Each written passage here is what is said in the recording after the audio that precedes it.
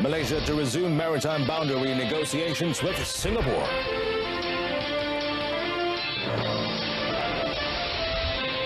Malaysia to quench its thirst with underground water reserves.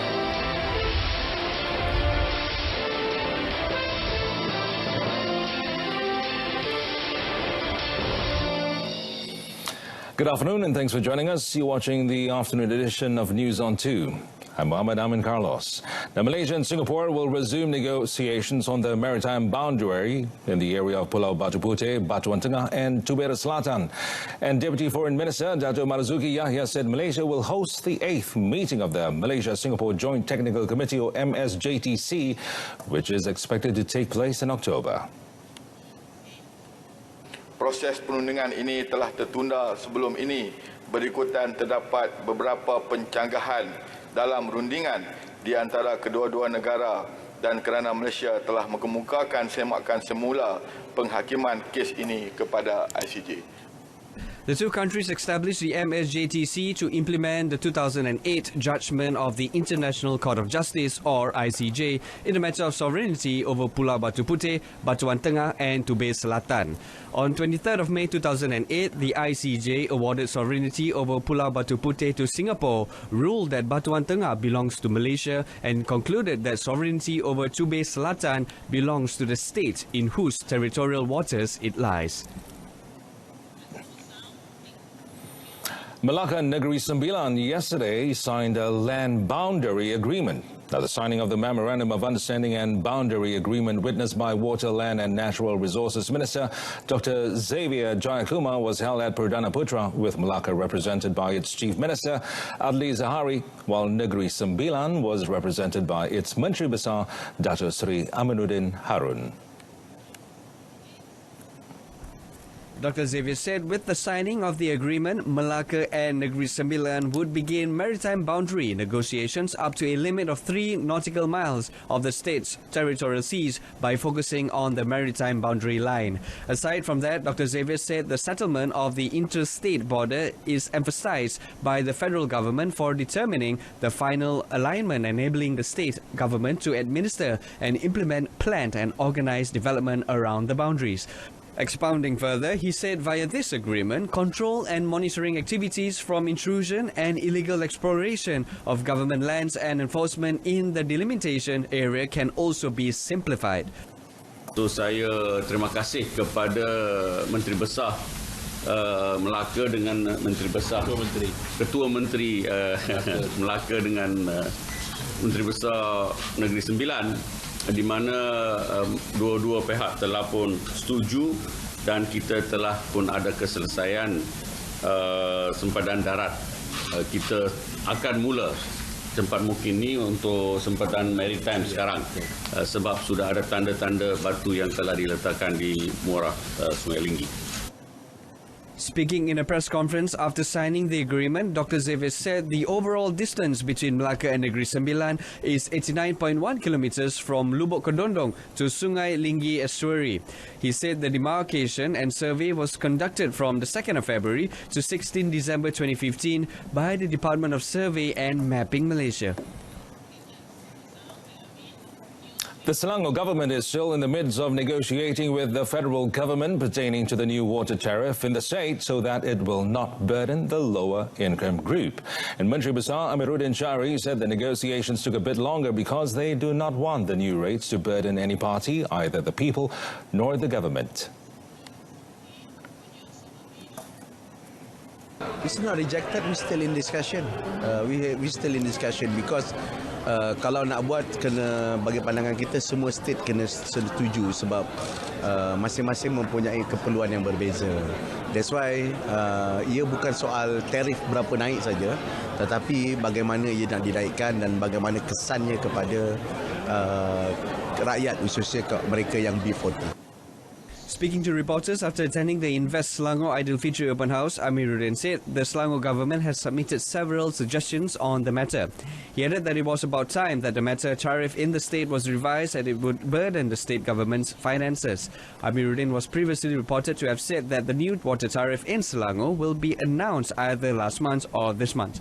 The media previously reported that water tariff in several states will be raised to ensure the quality of services and supplies to consumers, as the rates have not been reviewed for about 20 years. The Communications and Multimedia Ministry, KKMM, has placed the Key Performance Index, or KPI, on all telco companies across Malaysia with regard to resolving clients' complaints. Acknowledging that broadband services in the rural and suburban areas are still weak, Minister Gobind Singh Deo said this could be seen from the rise in the number of complaints received from customers. Gobind said efforts at improving services must be initiated, including creating system to handle every complaint and the solution to be reached within the time stipulated. Ya, kita memang melihat kepada semua aspek. Kita ada aduan-aduan yang datang berkenaan dengan perkhidmatan luar bandar, pinggir bandar. Dalam kawasan bandar pun memang ada masalah yang bangkit. Kepada saya, apa yang penting adalah kita perlu menambah baik sistem dalam mana kita ini menangani masalah ataupun aduan yang dikemukakan. Jadi perkhidmatan ini bukan sekadar kita ini membekalkan perkhidmatan yang murah dan laju, tetapi kita juga perlu pastikan bahawa kita ada satu struktur di mana apabila aduan itu diterima, aduan itu akan dilihat dan diselesaikan masalah itu dalam masa yang ditetapkan. Jadi ini adalah apa yang kita beri penekanan. Gobind disclosed this after officiating the new Post Malaysia office for Batang Kali and the Aidilfitri gathering, which was also attended by Post Malaysia Berhad Chairman Datuk Yasmin Mahmud at the grounds of the Post Office in Bandar Baru Batang Kali yesterday. According to the Malaysian Forum of Communication and Multimedia Users Coverage Quality Complaint System, a total of 390 complaints by users who were dissatisfied with the internet quality in the outskirts of urban areas had been received up to May this year, while 387 complaints on the same issue were reported for the whole of last year. Dr. Sri Tunku Tunku Mansur's trial on his charge of accepting 2 million ringgit from a businessman over land deals kicked off yesterday. The trial began with an opening statement read by Deputy Public Prosecutor Julai Ibrahim, who was leading the prosecution team in the case. In the opening statement, Julia said the prosecution will prove that Datuk Sri Tunku or Kunan, as a public servant, had received gratification of 2 million ringgit from Tan Sri Chai Kin Kong. She said evidences will show that the money Tunku received from Chai via a Hong Leong Islamic Bank cheque, which belonged to Asset Kayamas Sendirian Berhad, had been deposited into the CIMB bank account of Tat Mansori Holding Sendiar Berhad, in which Tunku had an interest when it was known that Asset Kayamas had connection with his official duties. She added that the prosecution will prove that the accused then instructed Datuk Zulkifli Ibrahim, the Deputy Director General for Project Implementation and Maintenance, to review the proposal. She said the application for the purchase of the lands by Asset Kayamas was then rejected by the Kuala Lumpur Mayor through a letter dated the 3rd of April 2015. Julia added that the prosecution will further prove that Asset Kayamas had directly dealt with Datuk Sri Tunku who was the Federal Territories Minister at that time, following the rejection of the proposal, as well as on other matters pertaining to the project. Well, 3 young district council officers are remanded for 6 days to facilitate investigations into the allegation of accepting bribes from the owner of an unlicensed fertilizer factory. Now, also arrested was an officer from the Domestic Trade and Consumer Affairs, or KPDN HEP Ministry, who works at the ministry's office at Anak Bukit Alustar, Kedah. All 3 officers were arrested at their offices, while the KPDN HEP officer was arrested at his house at around 12 p.m. on Monday. Sungai Petani Court Assistant Registrar Muhammad Alif Abdul Aziz issued the demand order against all 4 suspects aged between 50 and 53 years old beginning yesterday until the 7th of July. The 3 Yan District Council officers were believed to have accepted 4,600 ringgit from the owner of the factory between August and September last year. The money was supposed to be an inducement to expedite the processing of the factory's licensing application, despite knowing that the factory building did not meet the required design specifications. The KPDNHCP officer, meanwhile, was believed to have accepted 11,000 ringgit in bribe and a mobile phone worth 1,300 ringgit from the person. The bribe served as an inducement to expedite the factory's application for a license under the Controlled Supply Act. All of the suspects are being investigated under Section 17(a) of the MACC Act 2009, which provides a maximum jail sentence of 20 years and a fine up to 5 times the amount of the bribe, or 10,000 ringgit, or whichever is higher, upon conviction.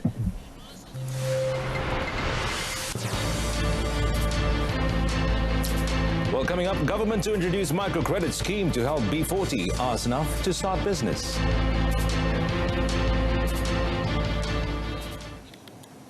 Well, the Ministry of Water, Land and Natural Resources, or CATS, is drafting new regulations and laws on the use of groundwater resources to ensure that the supply can be utilized well by all parties in the long run. Minister Dr. Xavier Jayakumar said the country was estimated to have groundwater reserves of 5 trillion cubic meters, with only around 3% being used and mostly involving the industrial sector. Hence, Dr. Xavier said the Department of Mineral and Geoscience Malaysia, or JMG, was studying the best way to exploit groundwater resources, especially in helping Malaysia face dry spells in the future. In addition, he said the ministry has no specific guidelines or legislation on the use of groundwater resources, but it is not new, as Kelantan has used groundwater to be channeled to domestic consumers and Selangor is channeling it to the industrial sector. Moreover, Dr. Xavier said the priority with respect to the usage of groundwater resource is due to climate change that can lead to drought in the future. He said since Malaysia has an abundance of groundwater resources, it should be used properly.